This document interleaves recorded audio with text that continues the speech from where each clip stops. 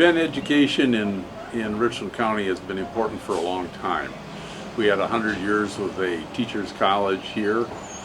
We have witnessed tremendous changes from the days of the one-room schoolhouse to being part of the University of Wisconsin system, which is no more, I'm sad to say. I think that Catherine Lyle was right when she said the UW Richland campus was the jewel of the system. It certainly had demonstrated community support with the amount of money that was raised here to put with federal and state money to ensure that young people in Richland County, well, and returning students in Richland County, had the opportunity for a quality education and the benefits that accrue to people who are educated in our society.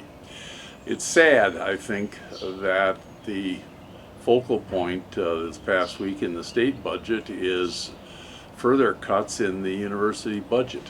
I always felt that investments in people were the surest ways to gain a future that was going to be prosperous for the maximum people in our society.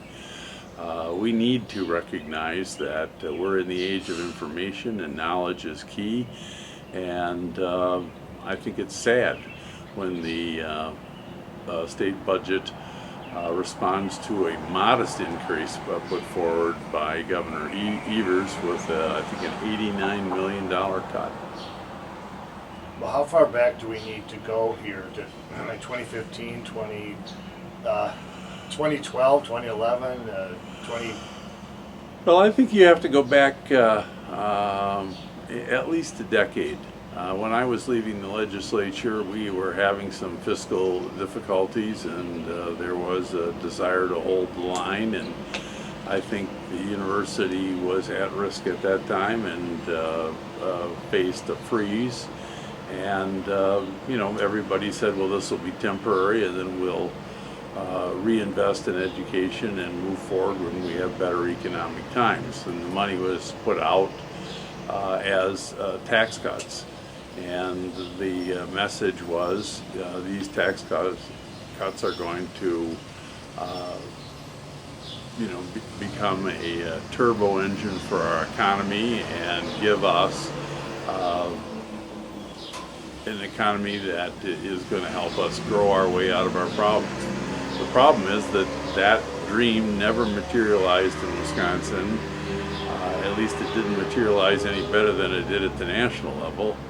And all we wound up doing was eating our seed corn, as many in the farm community would say. The money that we should have been investing in young people and people who are returning to school to improve their education and gain new skills was being consumed for people's current quality of life, let's say.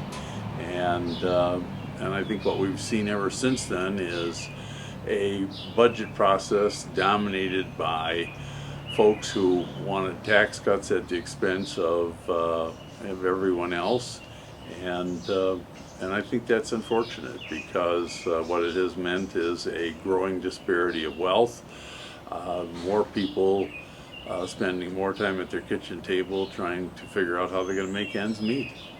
What do you see in the future?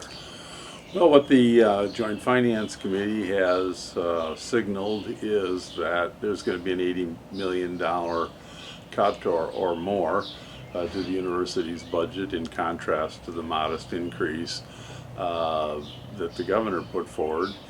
And there are some legislators suggesting this could mean the closure of the rest of the two-year campuses in the state.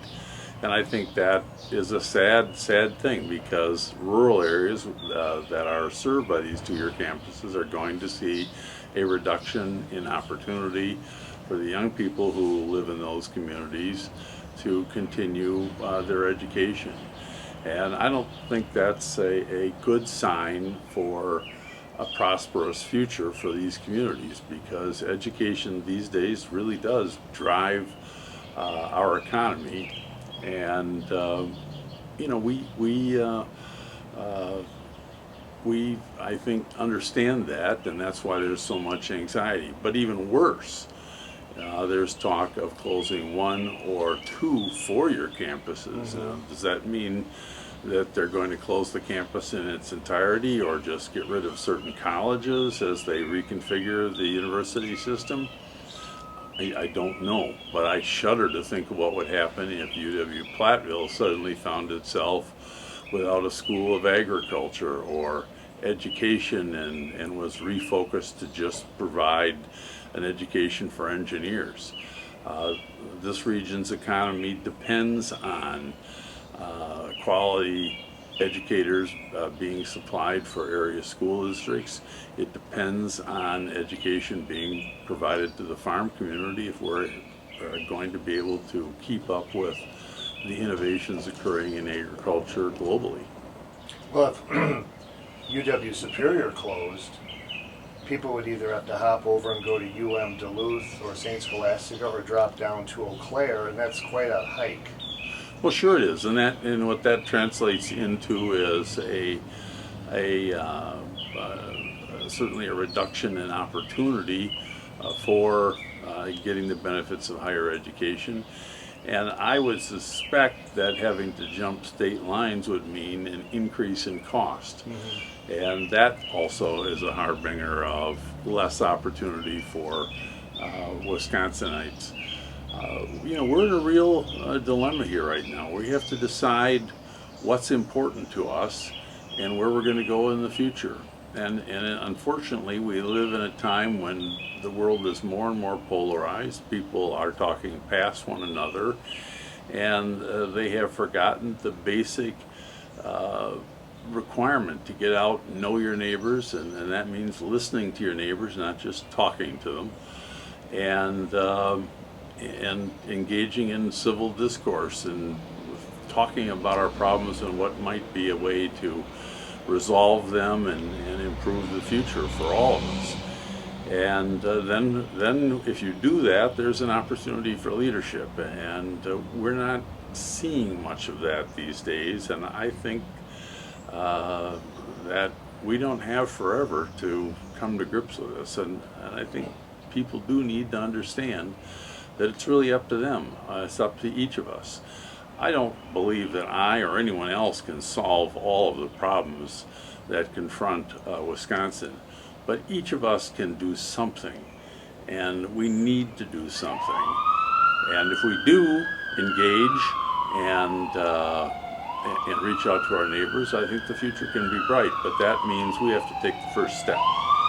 Well, what if UW Platteville, as you said, lost one of their departments, their big ones, like the ag, I think you said?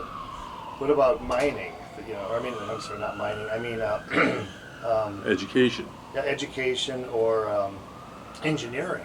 That's huge. Yeah.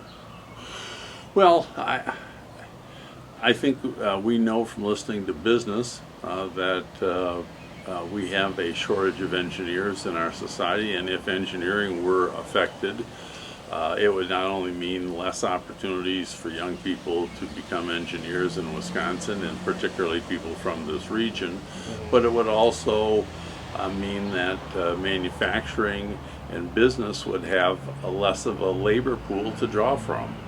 And that might mean fewer jobs, fewer well-paying jobs. So, who can say exactly what the future will be?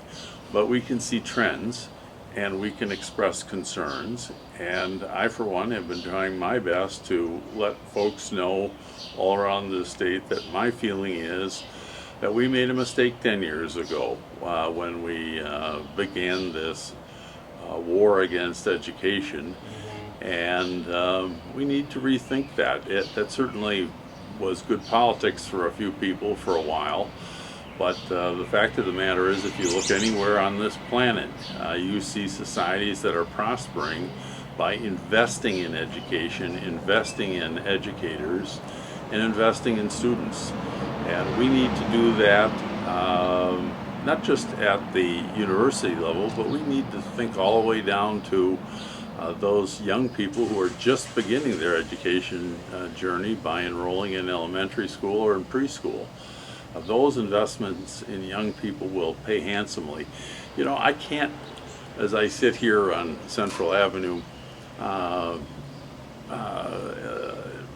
think of Richland Center without the strong support for education.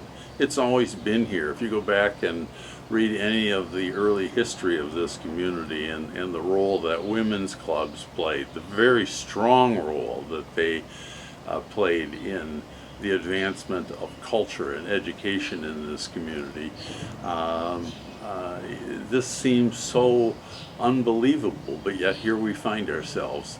And I think it's important that we rekindle that spirit that those pioneers brought to this community, and recognize that it's all of our responsibility to articulate to our legislators that we want more money spent on services that benefit the next generation, and less money spent on tax cuts for people who, quite frankly, really don't need them. Mm-hmm. Investing in education, that's a long haul.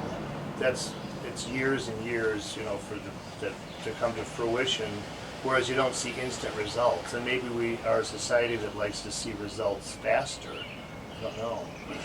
Well, we're still waiting after 10 years for the payoff for the tax cuts to be reflected in our pockets, and I think if anybody still believes that, I've got a bridge or two I want to sell them that crosses into Illinois. It's a great money maker. But the reality is, we have seen throughout our history, when we focused on the things that matters, education, families, infrastructure, maintaining a good business climate, that we all prospered. And what we need to do is re-engage one another in a discussion about our future and about the things that do matter and do work. And we're not going to get there when our political leadership in this country is focused on blaming somebody else or just flat out lying to us. That just doesn't cut it in the long run. Do you talk to our representatives on whatever level of this region of Wisconsin regularly?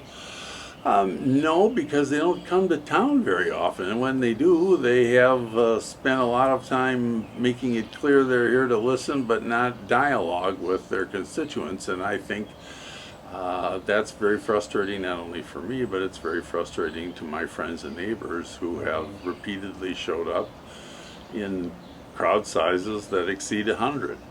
I understand why they may not want to talk to us. Certainly the amount of campaign contributions that flow in from various interests that are not really reflected in our community have more than a little correlation, I suspect, and they don't want to hear that their plans are not popular with their constituents. It's easier just to ignore them and then to just sort of get their message out with campaign contributions rather than a real honest relationship with the folks they purport to represent. And at some of the public meetings or hearings, I think, the crowd gets unruly, to put it mildly. Well, I think that's true, but I don't think that's true in Richland Center. My wife and I care a lot about the future of this community. It's been good to us for our family, and we want to make sure that that tradition carries on. So we've gone to a lot of the meetings, and I think a lot of the meetings have been reported on, taped, and I think there's very little evidence in this community that anybody has been anything but respectful. And I think to pretend otherwise is just a great disservice to everybody who lives here and who wants a bright future for their family. Without a doubt, there are communities throughout this country that are not nearly as civil as they are here. But I think in this region, for the most part, people have been very thoughtful how they've attempted to engage the political process. Yeah. There are some counties in Wisconsin, I can't name them, just some north of us, scattered throughout, where it is intimidating for a representative to show up and face people. Well, But that's kind of their job. all I can say is I've been there. I spent 32 years in the legislature, as most people know. And right here on this porch and sidewalk, during Act 10, I had educators show up and picket my house. Is that part of the job? Yeah, that's called the First Amendment right. Yeah. And when you take a job where you want to represent people, you have to recognize that goes with it. But you know what? I could have been angry and hid from those folks. I could have yelled at them or denigrated their motives on television in Madison, but I didn't do that. I remember one morning out here when it had snowed and the sidewalk was kind of icy, and I looked out the window, and the only thing I could think of is, gee, I don't want somebody to get hurt out there. That's what occupied my brain, not, boy, are those people mad at me, and boy, do I have to get out of Dodge here in a hurry so I don't have to face them. No, I was worried about their safety. So I came out my front door and I picked up a container of salt and sand and went out to a couple of the people who appeared to be the leaders, and I said, look, you're welcome here, and I do hear you, and I am listening to you, and after I make a decision, we'll get together and talk about it. But right now I promised my constituents I would listen, and I am listening. But in the meantime, while you're here, I'm concerned about your safety, and I want to sprinkle this sand and salt on the sidewalk because I don't want anybody falling down here and getting hurt. And I'm going to put this back on my front porch, and you have my permission to go on the front porch and get whatever salt or sand you need to put on the sidewalks here to keep people safe. We are all people living together in a community, and it takes all of us to be a community. And I guess I tell this story because, to me, it represents what good community relations represent. What I haven't told you about is the reaction I got. Nobody yelled at me. Nobody threatened me. I think there were a lot of hugs and tears. I think people were very concerned, and I got that. I got that loud and clear. And when I left my house, I didn't worry about what would happen to it. I didn't wonder, what threats would come in the mail. What I was concerned about is I hope these people make it through the day and are kind to one another, and other people are kind to them, because these are stressful times, and we need to make sure that we work together to solve the challenges that face our communities, and that we get it right. And you know what? I think by and large Richland Center came through that in pretty good shape. People do care about each other here, and while we disagree sometimes vehemently, and I won't tell you it's universal that everybody joined in this sense of community. Some people are still angry, but for the most part, I think we can be proud of the reaction this community had to the events back then, 10 years ago. I certainly feel good about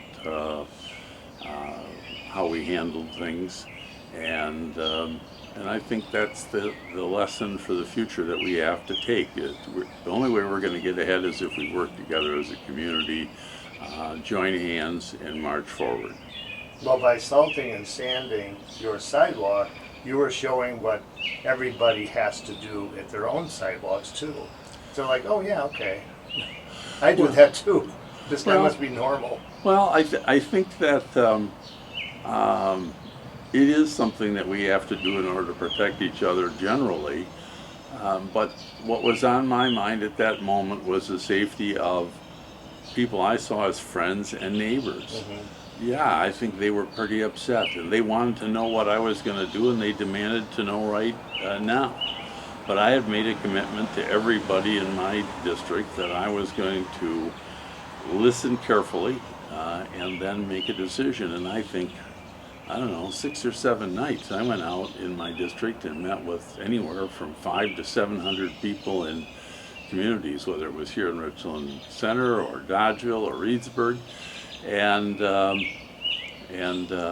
you know, to me, that was what my job was, to listen, to digest that, go back to Madison and listen to what other people had learned and brought to the table before we voted.